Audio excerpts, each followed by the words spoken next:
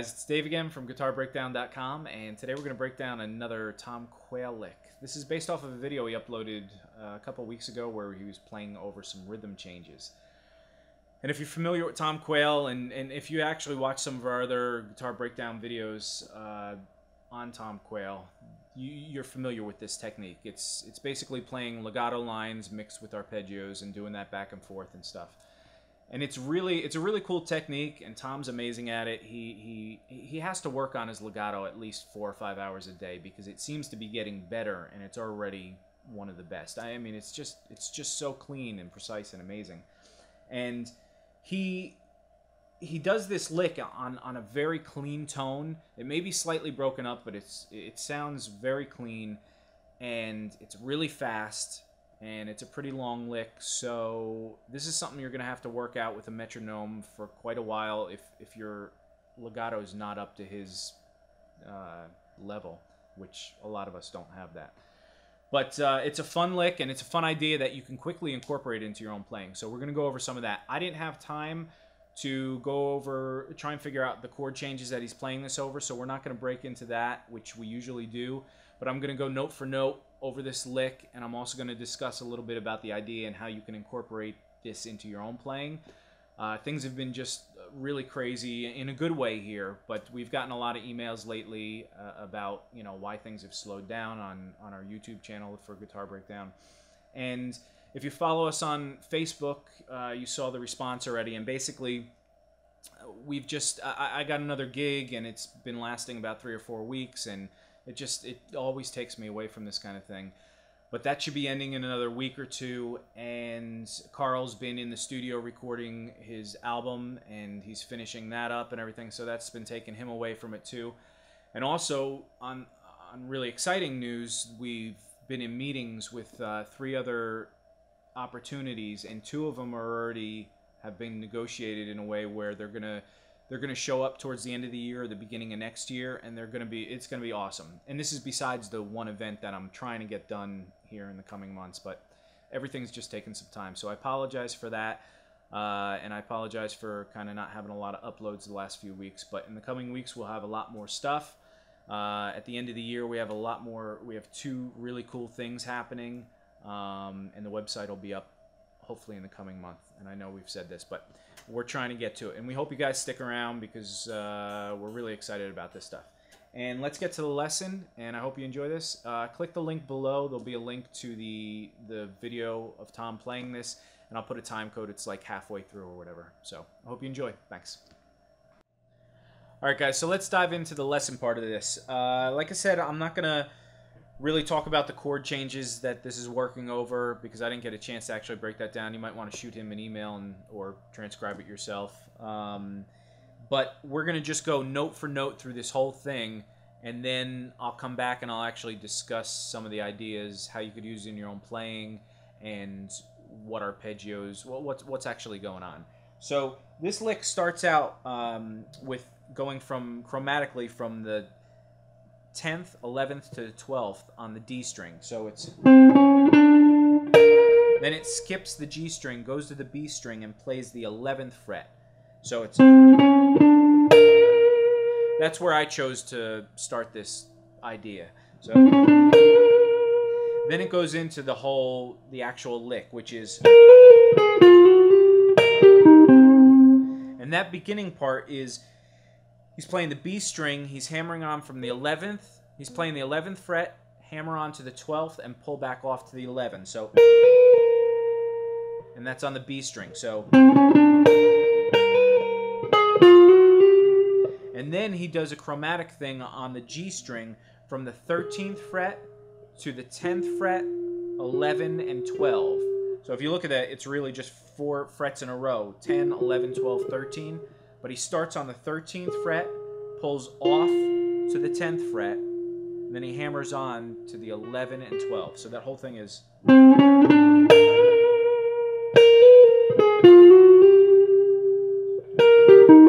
And this is where he goes down in arpeggio from the B string, 11th fret, G string, 12th fret, D string, 13th fret, and then he pulls off to the 10th fret on the D string. So that's... So that whole thing together is...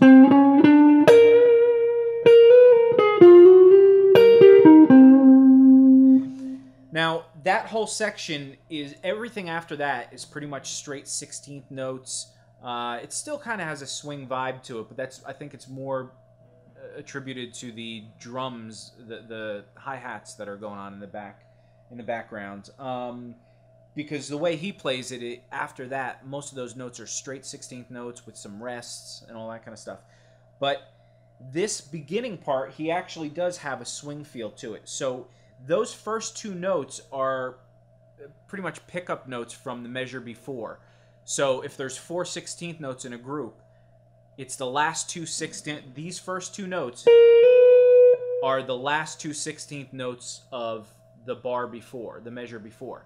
And then the downbeat of 1 is when he pulls back off to that third note, which is the 11th fret on the B string. So these two are the pickup notes, and then that's beat 1. So,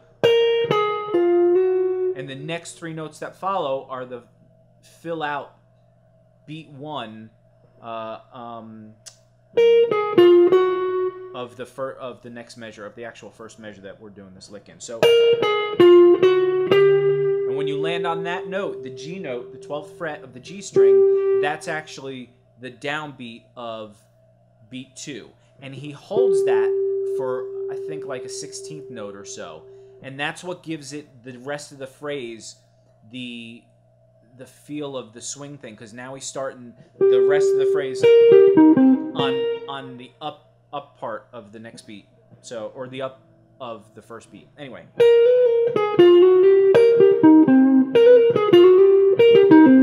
So now if you just do it straight, this is what it sounds like.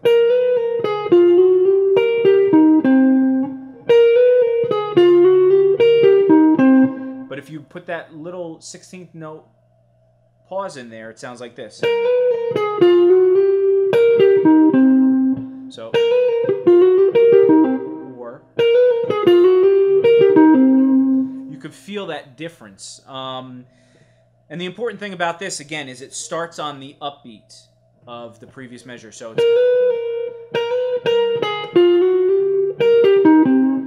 if you start that at the beginning of the beat, you'll have to feel this out because I don't have a drum track to let you hear what the difference is. But if you tap this out and you play this starting on 1, it'll feel completely different as opposed if those first 2 notes are pickup notes and then you pause on that note. All right, let's just move on because I really need a drum machine to explain that better. So now he does, this whole phrase is based around that like a trill of 2 notes, then a pull off, and then 3 chromatic notes, then an arpeggio. That's pretty much the next part of the phrase. Starts out with, so the second finger's on the 11th fret of the G string, hammers on to the 13th fret, pulls back off to the 11th fret and back to the 10th fret, all on the G string. So that's...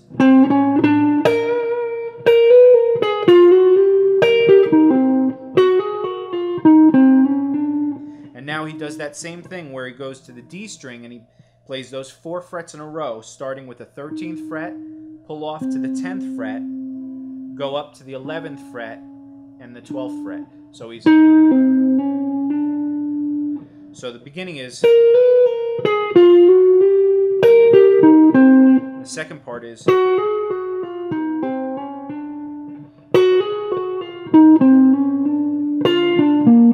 This is where he goes down the arpeggio now. So this time it's the 10th fret of the G string, go down to the 12th fret of the D string, then the 13th fret of the A string, and you pull off to the 10th fret of the A string.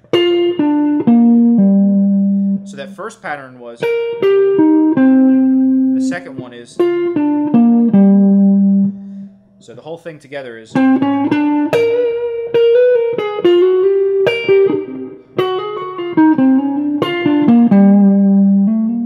this is where now he starts doing a lot more legato. So he goes, after he pulls off to that note, goes up chromatically from that 10th fret of the A string to the 12, 13, 14 on the A string. So,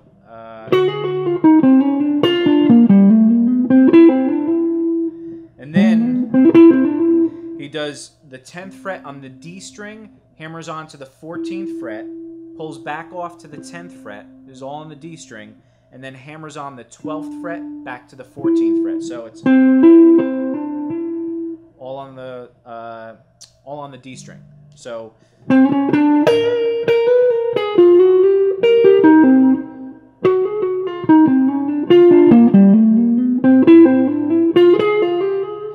now he does the same thing on the next string, but instead of doing the 14th fret, he does the 13th fret. So it's the 10th fret is all on the G string. The 10th fret, hammer on a 13, pull back off to the 10th fret, hammer on the 12 to the 13. So these two patterns are exactly the same.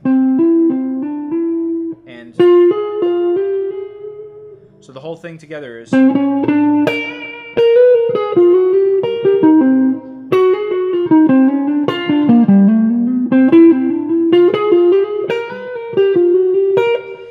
then after he hammers on that, he goes back to the beginning phrase, which is 11 to 12, back to 11 on the B string. But instead of doing the 13th fret there on the G string, he plays the 12th fret, and then he does chromatically pulls off to the 10th fret, hammers on the 11th fret and the 12th fret of the G string. So that is...